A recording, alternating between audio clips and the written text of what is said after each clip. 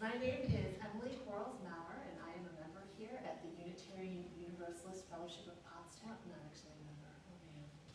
I might as well be a member here at the Unitarian Universalist Fellowship of Pottstown. This morning, grateful for the gifts we've been given, we are each carving out sacred space in our hearts to meet together. We're once again reminded of the blessings of care and community that allow us to gather safely, and the blessings of technology that allow us to be together in spirit even when we're not together in body. We have music played by Harley Shell this morning. We have a shout out to Rick Dusky for being technology lead. Thank you both. For over 50 years, the UUFP has been a liberal religious voice in Pottstown area. As UUs, we believe reason and wonder can coexist. We honor the teachings of those who've gone before us, even as we explore into the future. And we believe that no one is outside the circle of justice and compassion.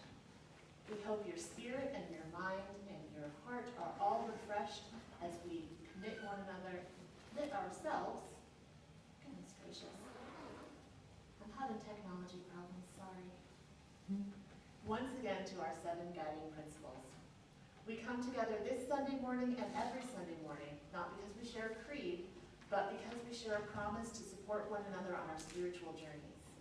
Our services are very different each week, but the love and kindness we offer one another is always the same. So whoever you are, wherever you are, whenever you are, whomever you love, we are so glad you decided to join us. And now we have a moment for announcements. So if you would like to come up to the front and use the microphone if you have an announcement that everyone would like to hear.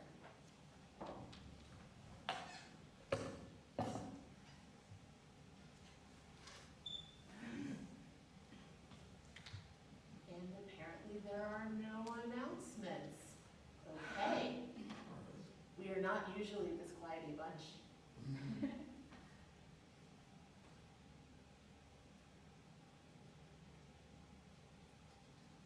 Now it is time to light our chalice.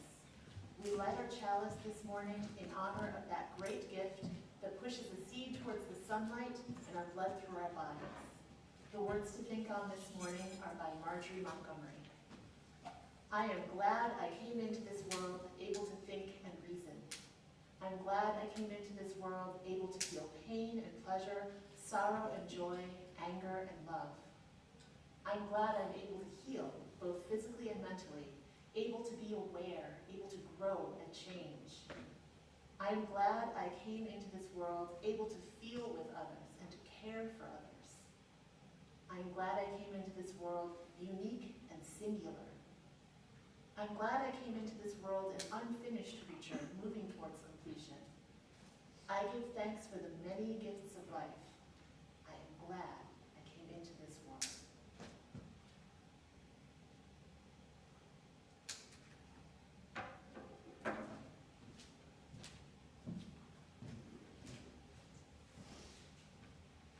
Now it is the time for the chime. Even in this time when technology is so vital in providing us with connection, it can also provide us with distraction. So at this point, I'd like to remind you to put your phones on silent and take a deep breath and settle here in this place with us as we listen to the sound of the chimes.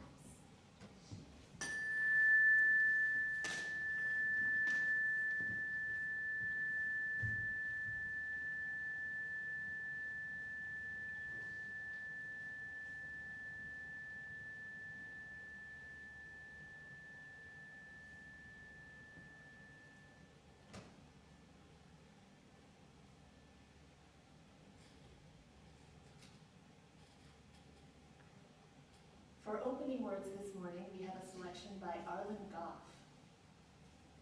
He writes, thresholds. We cross them every day, from room to room, from outside to inside and back again, from here to there, from anywhere to everywhere. He sounds a little like Dr. Seuss, doesn't he? Each threshold offers an opportunity for change, for renewal, for transformation. from what we were and what we are to what we can be. In this hour and this place, we cross a threshold from our day-to-day everydayness into the space and time attuned to the other, to the sacred, to the holy, into an awareness of new life with all its possibilities. How will we be renewed by this hour? How will we be transformed through this gathering of beloved community? Come, you longing, thirsty souls. Come, let us worship together. And now we can join and sing. We're actually singing number 108 from Singing the Living Tradition. That's the Gray Book. My life flows on, an endless song.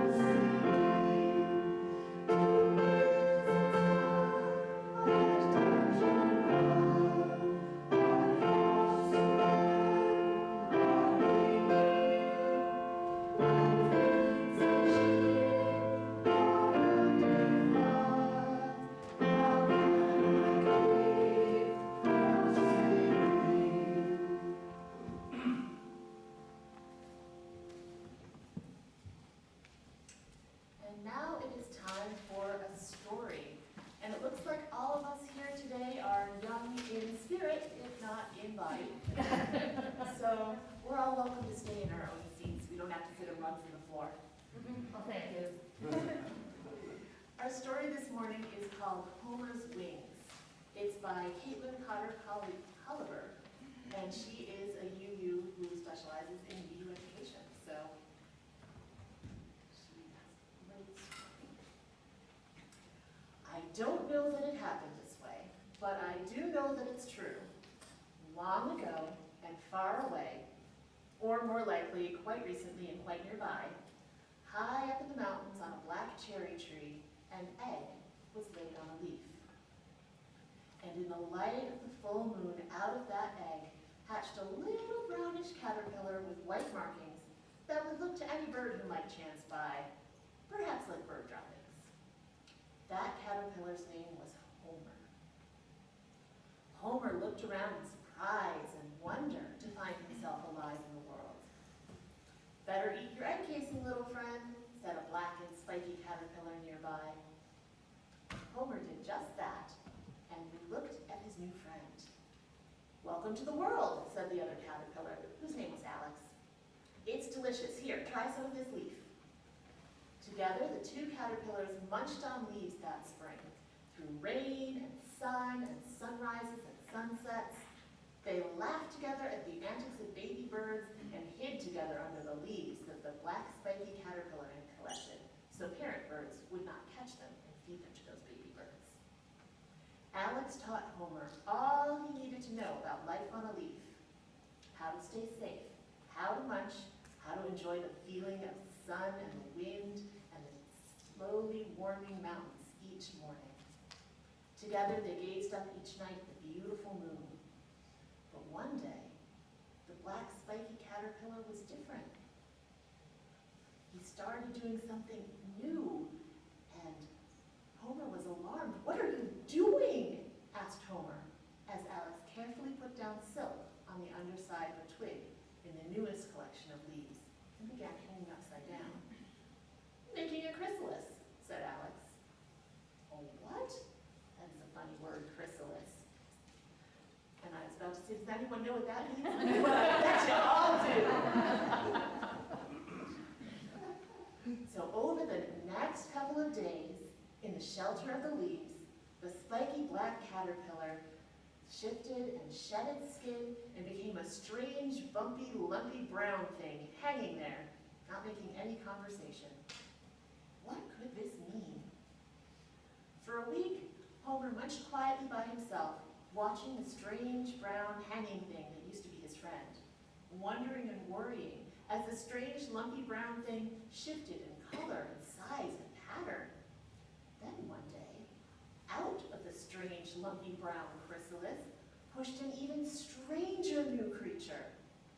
Homer watched as this creature pumped blood into its black and white, bright orange wings,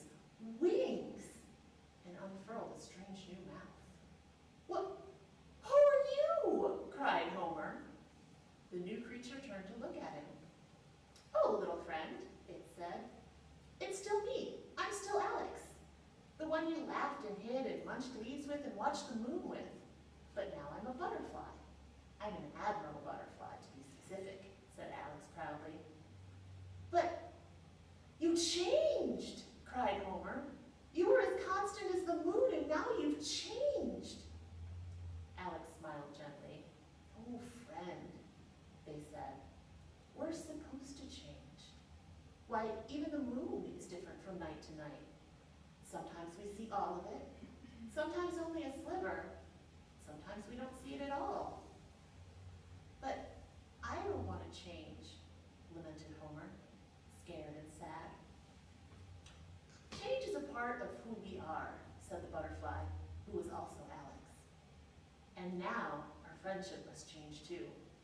I must fly away in search of flowers and other butterflies, and eventually I will fly south to stay warm in the winter.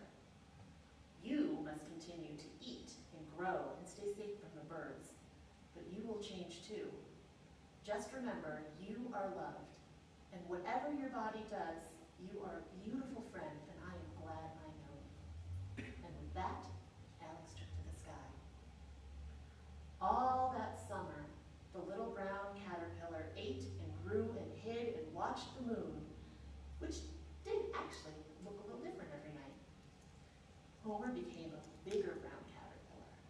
His white splotch turned into two little eye shapes, so he looked like a fearsome little snake, and no birds ate him. Day by day, the seasons moved towards autumn. Finally, Homer found his own safe spot to hang upside down and shifted into a chrysalis. This was scary, but Homer remembered his friend, and he was brave. All winter, the chrysalis hung there safe and still.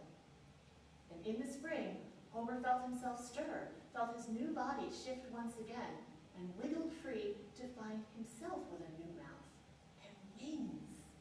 Wings that were yellow and black and blue and orange and glorious. "Oh my," said Homer, the Appalachian tiger swallowtail, gazing at himself in wonder and delight. And then he took off into the sky, up towards the bright moon, bold as a bird, up the broad sweep of Spruce Knob. And normally here we would be singing the children off to class, but I don't think we're going to do that today. So instead, oh, and by the way, that picture, that is actually a picture of the Appalachian swallowtail. And I'm just going to switch to the next PowerPoint slide. Sorry it's been taking me so long to get back to color. Now is the time in our service where we remind ourselves that we need one another to survive, and that bills don't stop when the world slows down. So now is the time when we will pass the baskets. If it is more comfortable for you, there's also a donation link on the website if you'd rather.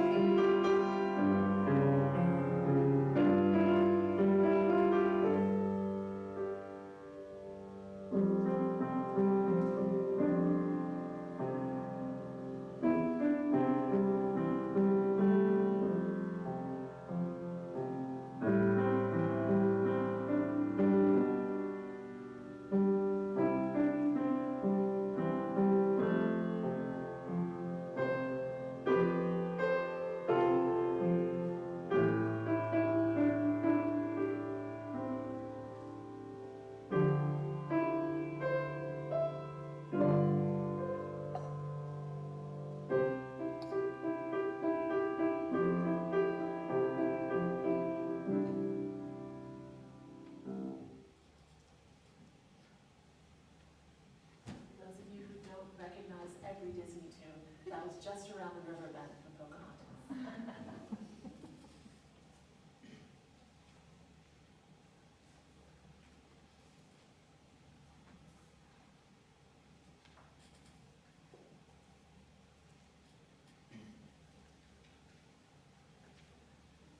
Our reading today is the words of Tagore, and this is actually from a 1988 precursor to our Singing the Living Tradition. There is actually a version of it in the back of the Living Tradition, but it's slightly different and it's been cut down a bit. And I like the words that I hadn't seen before. It's called Mind Without Fear. Let me not pray to be sheltered from dangers, but to be fearless in facing them.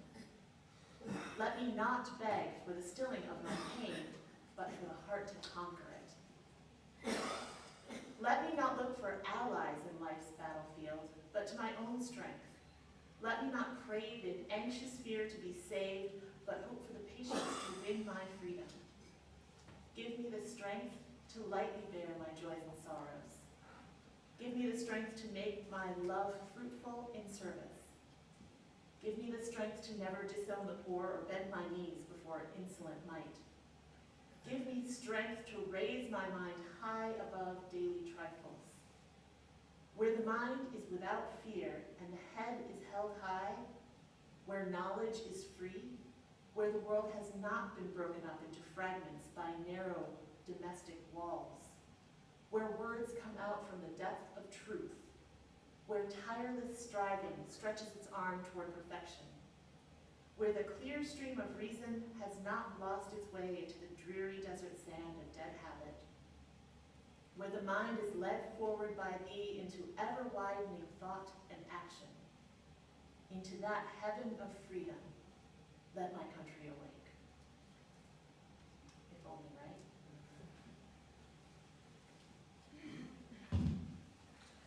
And now we'll move to our second hymn, which is Sing Out Praises for the Journey. It's not that familiar to everyone, but I know we can do it. And I'm apologizing to anyone who's online because I only put the first verse on the slide, and I just realized that we're singing all of that.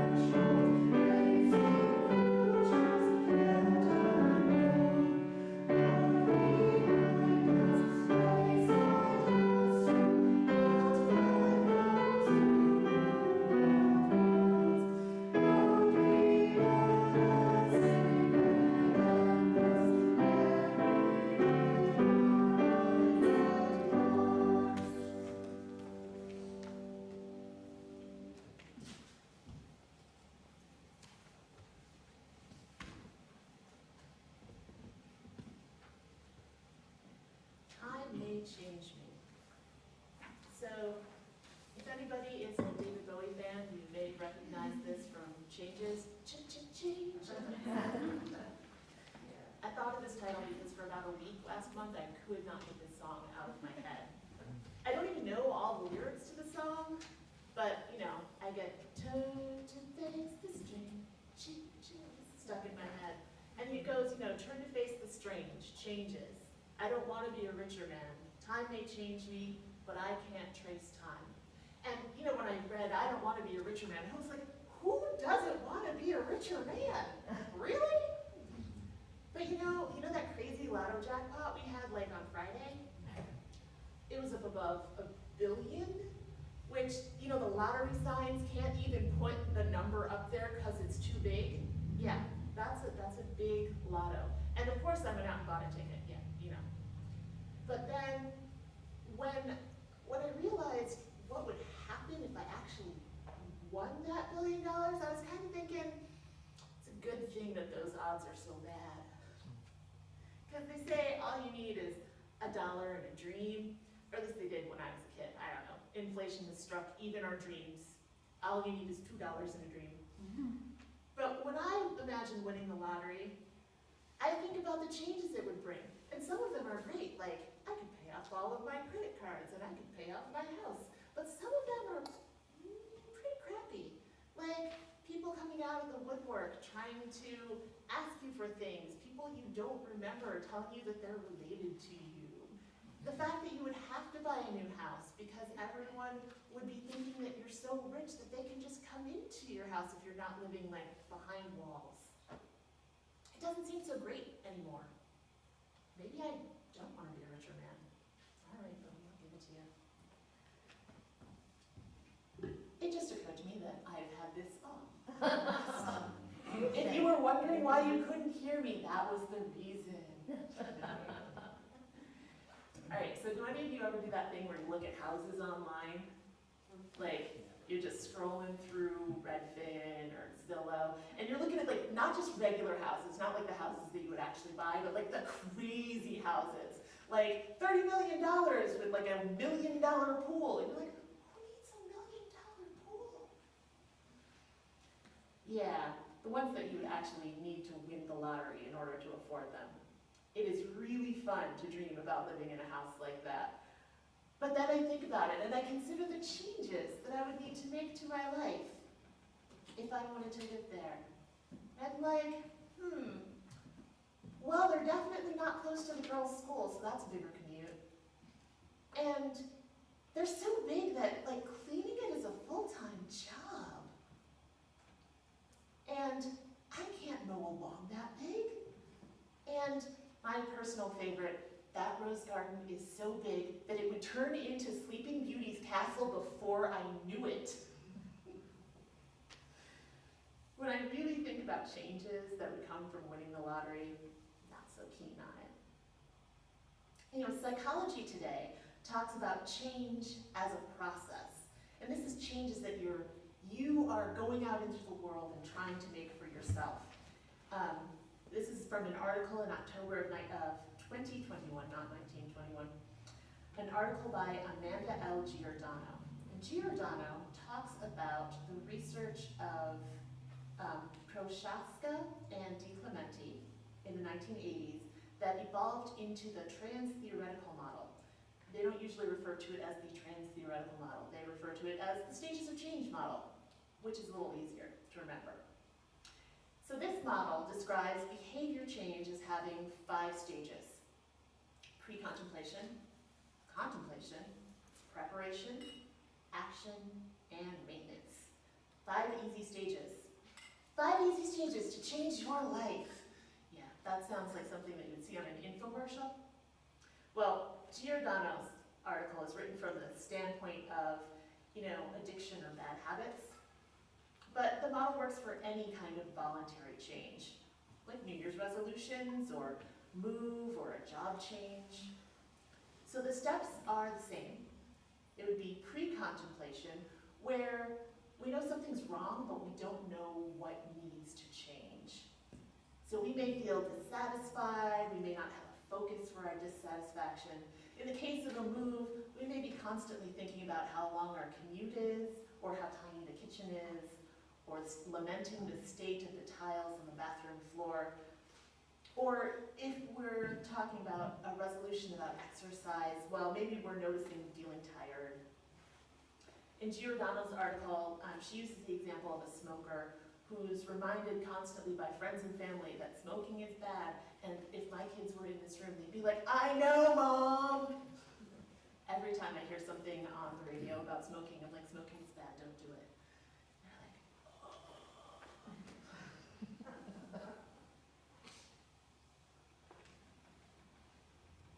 Next, in contemplation, we are imagining the change.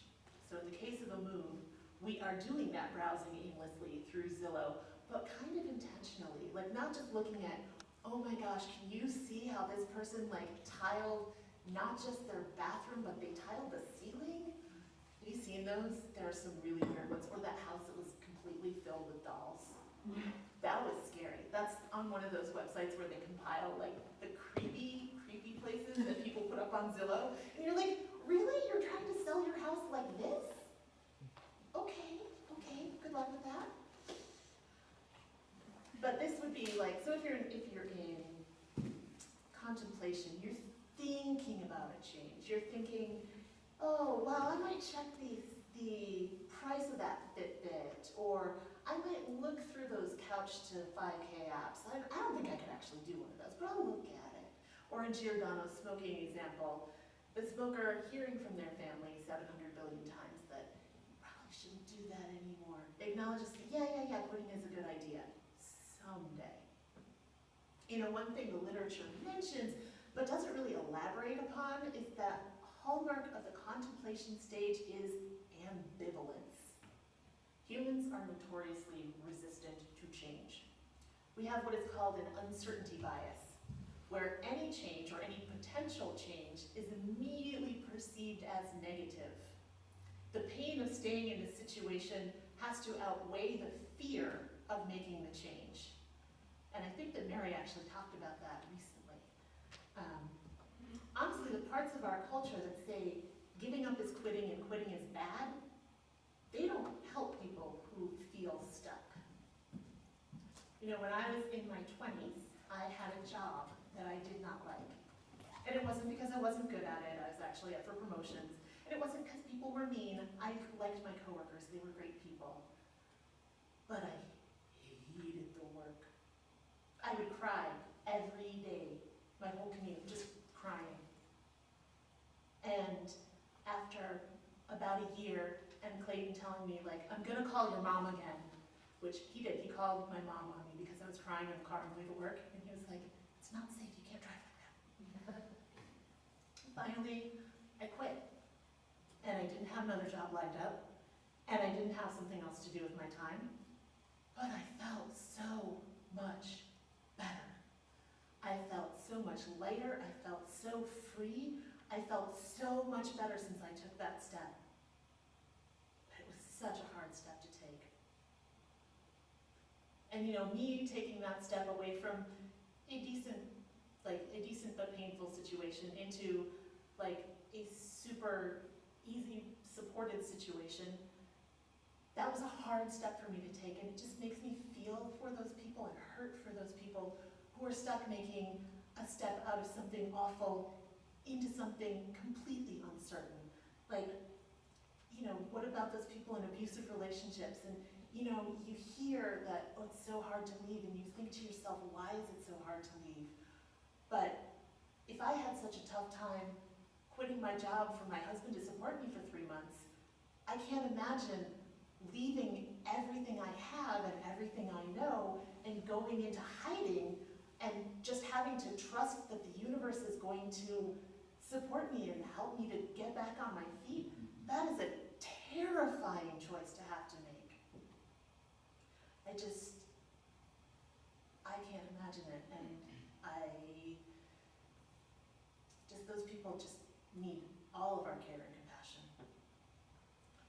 So there's a reason that that contemplation stage can take years. And you know, our culture has all of these sayings that encourage us to stay and endure, right? Better the devil you know. Out of the frying pan, into the fire. The road to hell is paved with good intentions. Don't take the fence down until you know why it was put up. A bird in the hand is worth 2 in the bush. It's in our nature to be cautious. I mean, of course it is. Look at all the other animals out there. They've got like beaks and claws and feathers and hair and fur. What do we have? We're hairless. We're slow. We have blunt teeth. We have brittle claws. But we do have brains. And our brains tell us to be cautious. To make plans, to wait until success is assured. And we took over the world this way, by the way. I don't see any of the other animals in here with us, like, enjoying the air conditioning on this hot day. So our brains really did something great. Of course we rest in contemplation before we can change. That is totally natural. So the next step from contemplation is preparation. To make that plan with our big brains. So if we're going back to the example with the move, we might find something we liked on that Zillow or that Redfin and actually contact a real estate agent. We might go to the bank and actually talk to someone about mortgages. In the fitness example, maybe we take the plunge and buy that Fitbit, or maybe we go out to the LA Fitness and get a gym membership. Or in that smoking example, maybe we visit a doctor for that prescription anti-smoking aid, or we write down ways to combat cravings. And after we use our big brain to take all that preparation, then we take action, and that's the 4th step.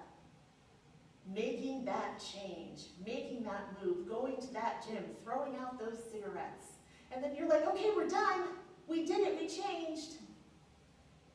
But wait, weren't there 5 steps? Oh yeah, 5. Right, the final step is maintenance. People forget about this step because it seems like you made the change, so you made the change. What else is there to do? And I guess, if your change is quitting your job, okay.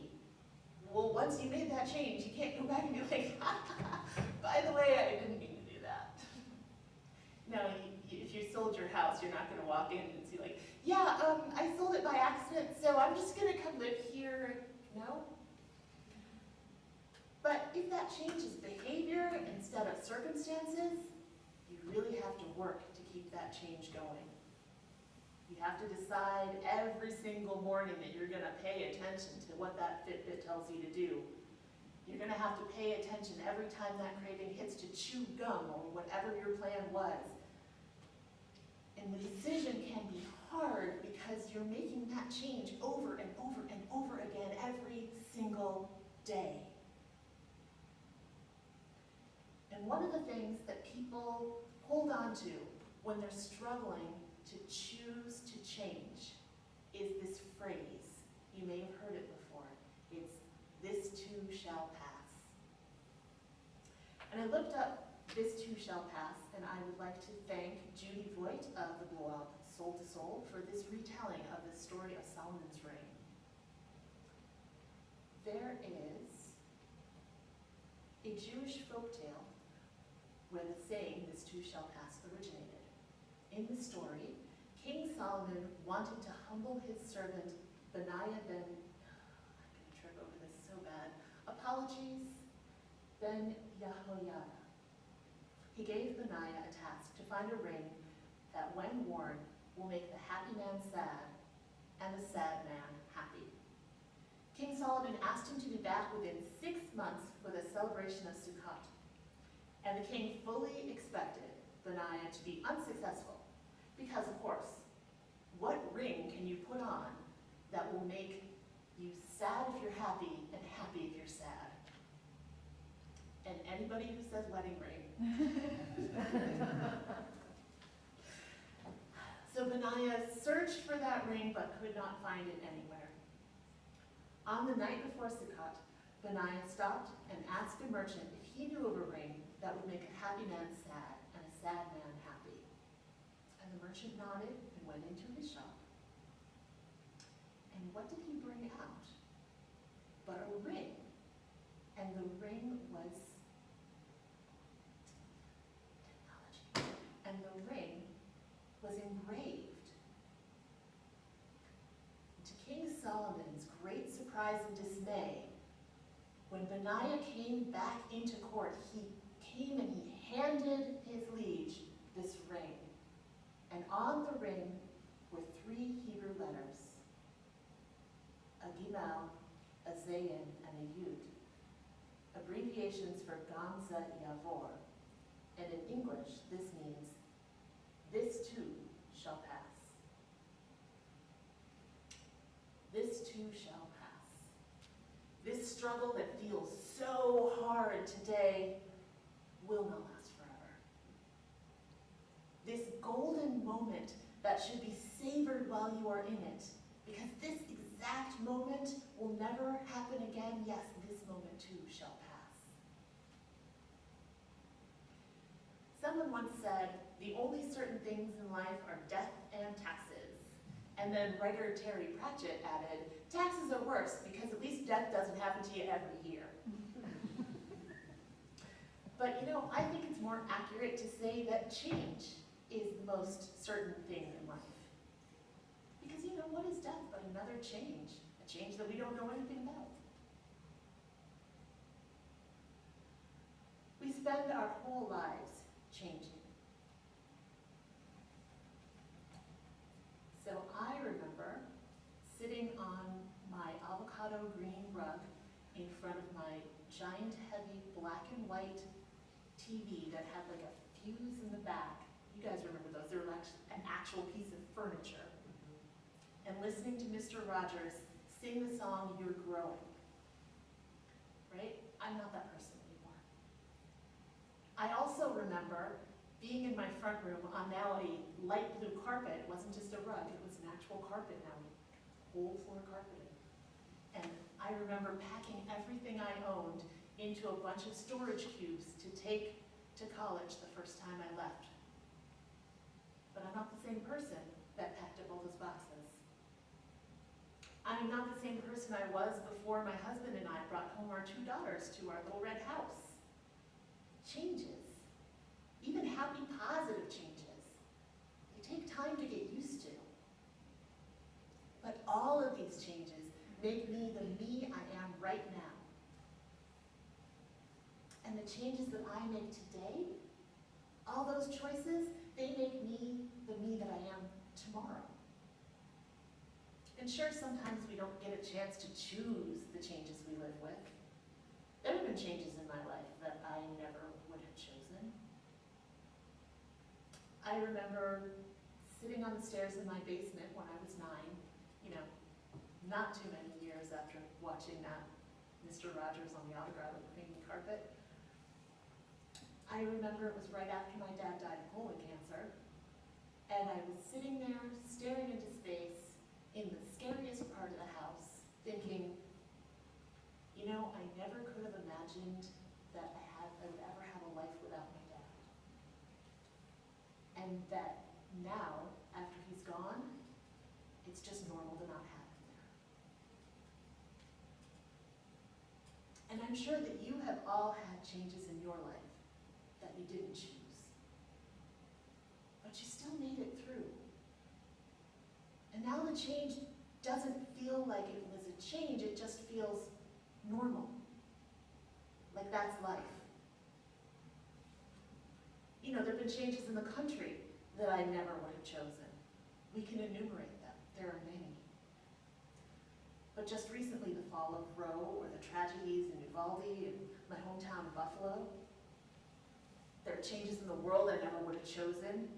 I never would have chosen that war in Ukraine. I never would have chosen climate change. I remember noticing climate change when I was the age of that little person on that avocado green rug. I remember thinking, why is it that when I was little, there was so much snow, and now that I go to school, there's never any snow? When it's not personal, when we don't have control, we can't just breathe deep and say, this too shall pass. Because of course our emotions about what we're experiencing, those emotions will pass. Whether that changes something terrible or something wonderful, we're going to come back down and it'll be just normal again. We don't have to hold on to those emotions, but the problems, they don't go away without a plan. Our big planning brains here. And that pesky uncertainty bias has me focusing on all changes as negative, but as my boss at my new job says, you can always choose to view a change through the lens of opportunity. So what I'm going to tell you today is that the world has been giving us lots of opportunities recently. We have opportunities to be proactive in building the future that we want. So we can go from contemplation to preparation. We know that we want to live in a world where every individual is treated with dignity. We know that we want to live in a world where we honor the interdependent web of existence and where we take care of our beautiful blue boat home. We know that we want to live with justice and equity and compassion. Change is hard. But we all have those small steps in the back of our mind that we've been slowly scrolling through like we're scrolling through Reddit. And I bet that if we decided to make just one of those tiny changes, we could do something great. So change is hard, but we can move towards that future we want. And together, we can go forward and see what's beyond that river bend.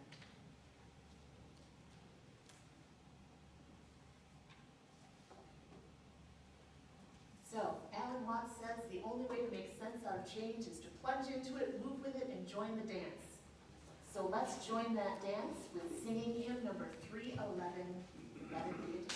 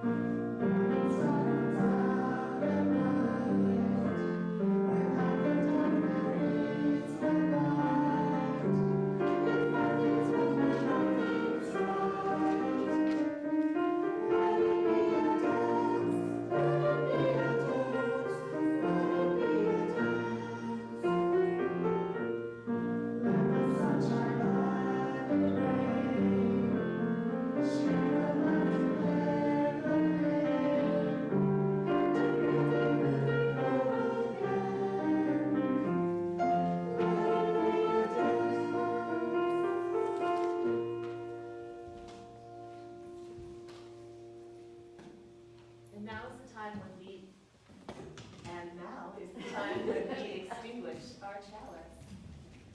We can read in unison.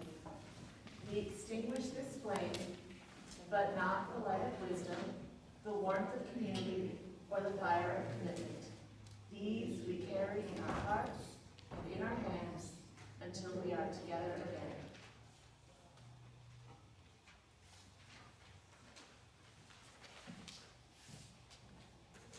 As we close our online portion of our service, Eric Walker Wickstrom reminds us, if you are the person who you were, and if the person next to you is who he or she was, if none of us have changed since the first day we came in here, then we failed.